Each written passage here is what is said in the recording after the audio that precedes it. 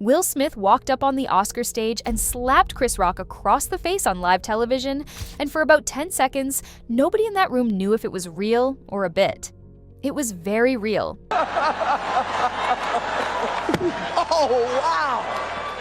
Wow! Britney Spears walked into a salon and shaved her own head while paparazzi filmed the whole thing through the window. When celebrities lose it in public, the footage lives forever.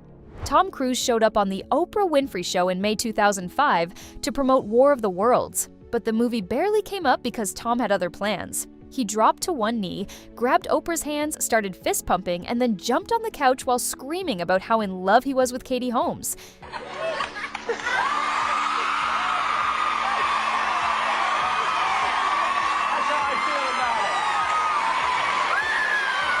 I'm not gonna pretend. I can see you're not. You know, Katie once told 17 magazine, yes! The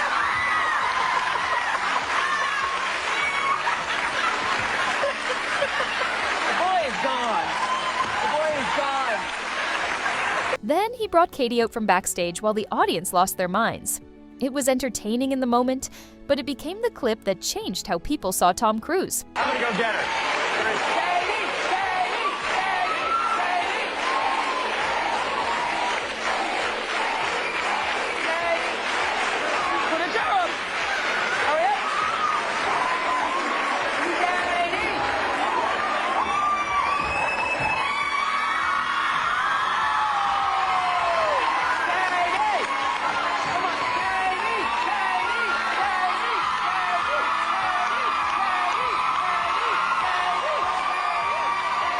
The carefully managed action hero image cracked wide open that day, and it took him years and several Mission Impossible films to rebuild it. He even got fired from Paramount the following year. And if jumping on a couch can cost you a studio deal, imagine what happens when the meltdown involves a police officer and a leaked report. Mel Gibson got pulled over for drunk driving on the Pacific Coast Highway in Malibu on July 28, 2006. Instead of keeping quiet, he went off on the arresting officer with anti-Semitic and slurs, blaming Jewish people for all the wars in the world and asking the officer if he was Jewish. He also tried to escape his handcuffs. The police report leaked and the backlash was immediate. This is quintessential celebrity justice, period. This is a case of a big movie star who behaved really badly and was exposed, but maybe not, because the sheriff's department came to his rescue and tried to censor information from the public and then lied to the media about it. This was a classic, clumsy cover-up. The guy who directed Braveheart and The Passion of the Christ called it a moment of insanity and checked into rehab, but Hollywood was already done with him. He spent the next decade in exile before slowly working his way back with Hacksaw Ridge. Though plenty of people never forgot what came out of his mouth that night, and while Mel's rant happened on the side of a road with one officer, the next meltdown happened on a stage in front of a paying audience with cameras rolling. Michael Richards was doing stand-up at the Laugh Factory in Los Angeles on November 17, 2006, when a black audience member heckled him during his set. Richards did not brush it off. He did not make a joke about it. He screamed the N-word at the man over and over again and shouted things like, 50 years ago, we'd have you upside down with a fork up your. He kept going for minutes while the audience sat there in shock and then started walking out. 50 years ago, we'd have you upside down with a fork up your. You can talk your brain now, but rolls out. He's not. Oh my God.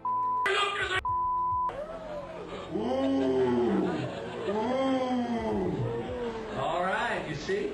It shocks you to see what's buried beneath your stupid mother.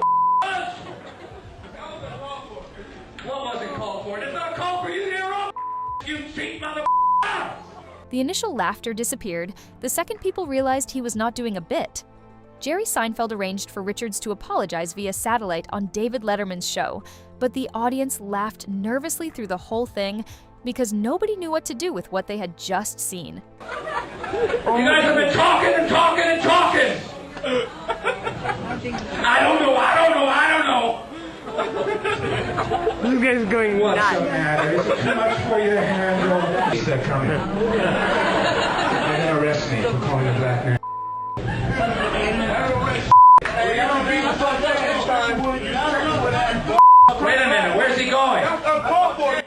Calling me a cracker. Oh, you threatening me? What's he was about? Oh, it's a big threat. That's how you get back at the man. That was real call for. Wait a minute, he's not going, is he? You're just not funny. That's why you recheck. Never had no show, never had no movie. Seinfeld, that's it. Richards basically disappeared from public life after that and never had another major role. 5 minutes on a comedy stage ended a career that took decades to build. And while Richards destroyed himself with rage, the next celebrity's public unraveling came from something far more painful. Britney Spears spent 2007 falling apart in slow motion while the entire world watched and the cameras never stopped.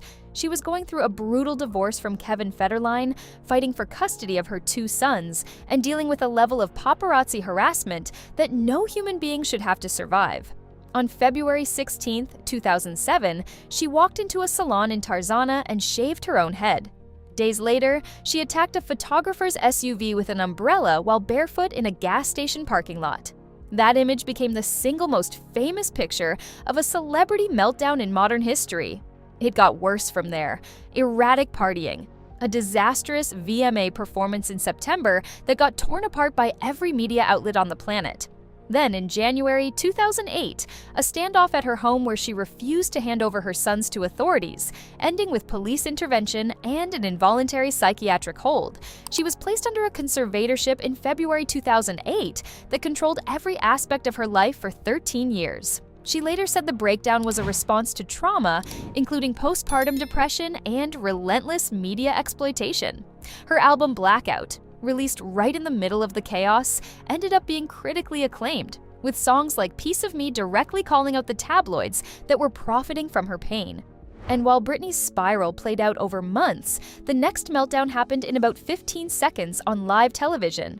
At the 2009 MTV Video Music Awards on September 13th, 19-year-old Taylor Swift was standing on stage accepting her award for Best Female Video when Kanye West walked up, took the microphone out of her hands, and told the entire audience that Beyoncé had one of the best videos of all time. Taylor stood there with nothing to say. Beyoncé looked like she wanted the floor to swallow her. The crowd booed. Yo, Taylor, I'm really happy for you. I'm gonna let you finish. But Beyonce had one of the best videos of all time. One of the best videos of all time.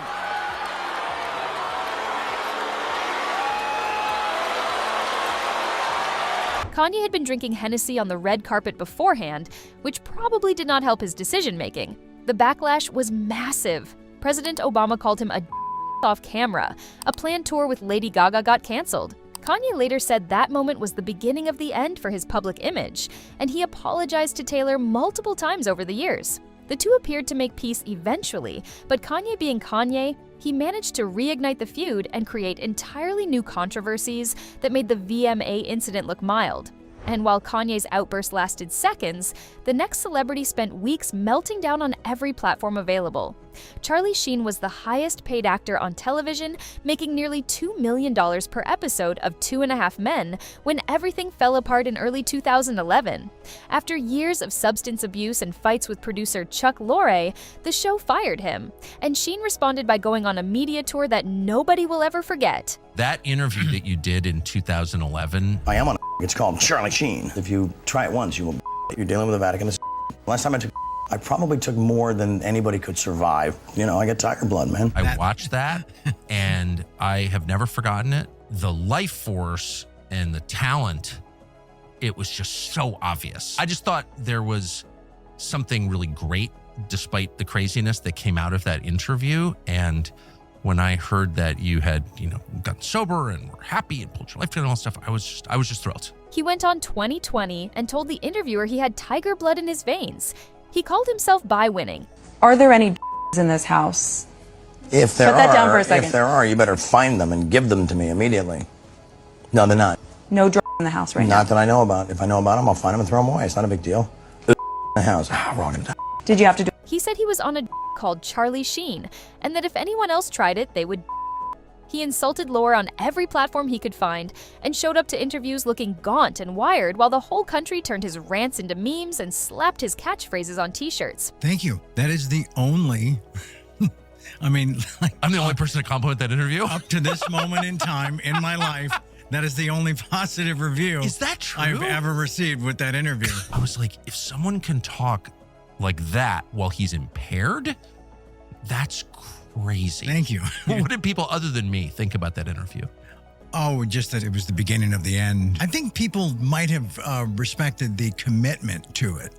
that I knew there was no turning back, you know? It was funny for about a week, and then it got sad. Beneath the viral quotes was a man in freefall dealing with serious addiction. He later entered rehab, achieved sobriety in 2017, and in his 2025 memoir blamed testosterone cream for his behavior during that period, calling himself a raving lunatic. He also disclosed his HIV diagnosis in 2015. The Tiger Blood era cost him his career, his health, and years of his life that he will never get back. That was 2015, you're right. So how you feeling now? I feel pretty good. Sheen says he stopped using drugs in 2015 and that he has now been completely sober for nearly 8 years. And while every meltdown on this list had consequences, none of them happened on a stage as big as what comes next. The 94th Academy Awards on March 27, 2022, was supposed to be the biggest night of Will Smith's career. He was nominated for Best Actor for King Richard and was the heavy favorite to win. Everything was going perfectly until Chris Rock walked out to present an award and made a joke about Jada Pinkett Smith's shaved head, comparing her to Demi Moore in Guy Jane. Jada has alopecia. You know who's got the hardest job tonight? Javier Bardem and his wife are both nominated. Now, if she loses, he can't win. He is praying that Will Smith wins. Like, please, Lord. Jada, I love you. G.I. Jane 2, can't wait to see it. All right?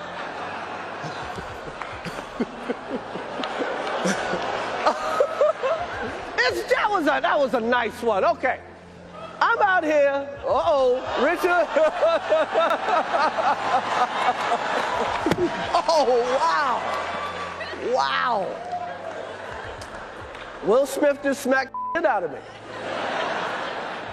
About 40 minutes later, Will won Best Actor and went back up to that same stage with tears streaming down his face. He apologized to the Academy and to his fellow nominees, but did not apologize to Chris Rock.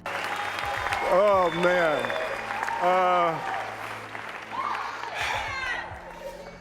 Richard Williams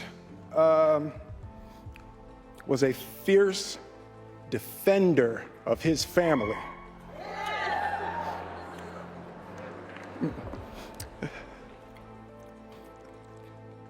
In this time in my life, in this moment, I am overwhelmed by what God is calling on me to do and be in this world.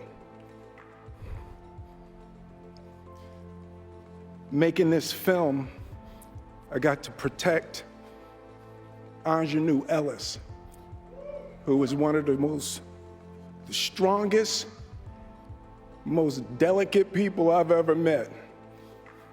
I got to protect Sanaya and Demi, the two actresses that played Venus and Serena.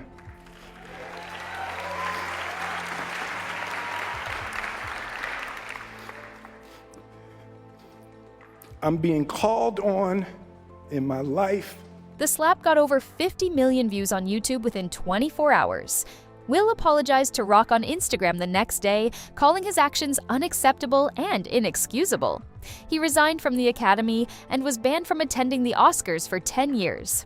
Netflix canceled a planned sequel to Bright. His next film, Emancipation, got delayed and flopped.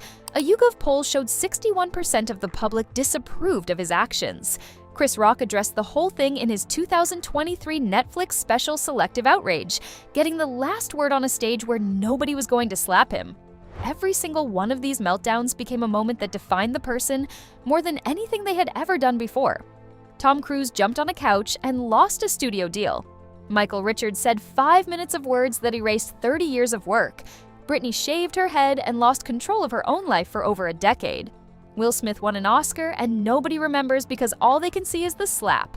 If you enjoyed this video, make sure to subscribe and hit that notification bell so you never miss another one.